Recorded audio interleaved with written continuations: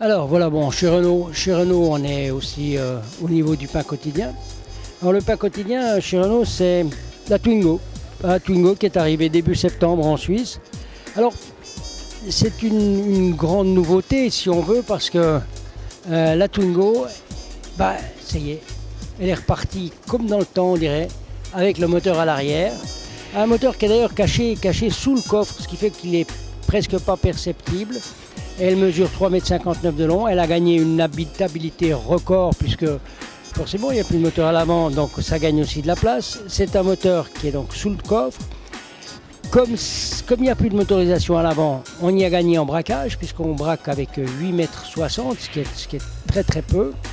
Et puis aussi au niveau des motorisations, pour le moment en tout cas, il y a deux motorisations, c'est des moteurs 3 cylindres. Il y en a un, c'est un moteur de 70 chevaux qui fait 1000 cm3.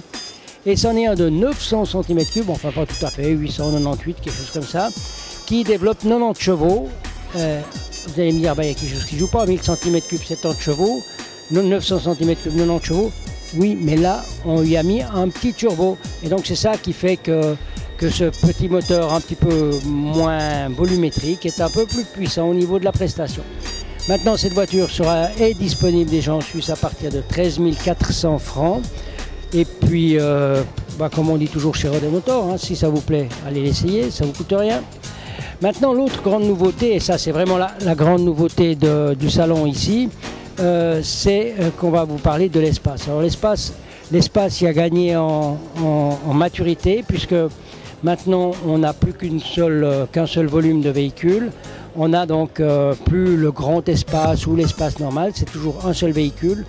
C'est un véhicule qui s'apparente un peu plus dans la lignée des crossovers, il est devenu plus fin, plus élégant.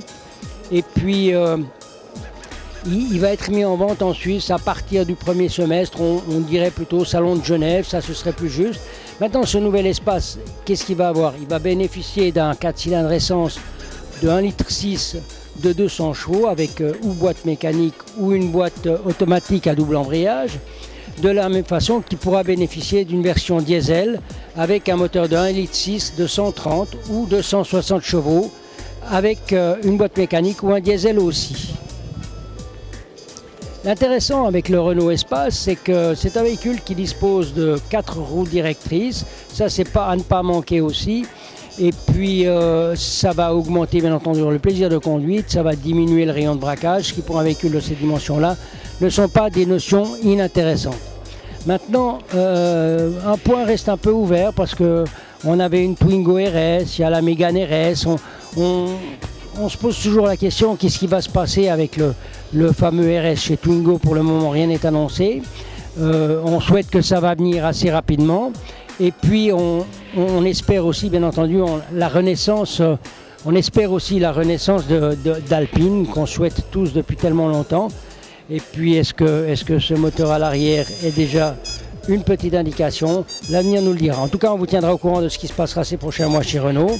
Et puis on vous invite, comme d'habitude, à aller essayer chez ces véhicules dès qu'ils sont chez le concessionnaire. Ça ne vous coûtera rien et ça ne vous engage en rien. Voilà, ça c'est pour Renault Mondial de 2014.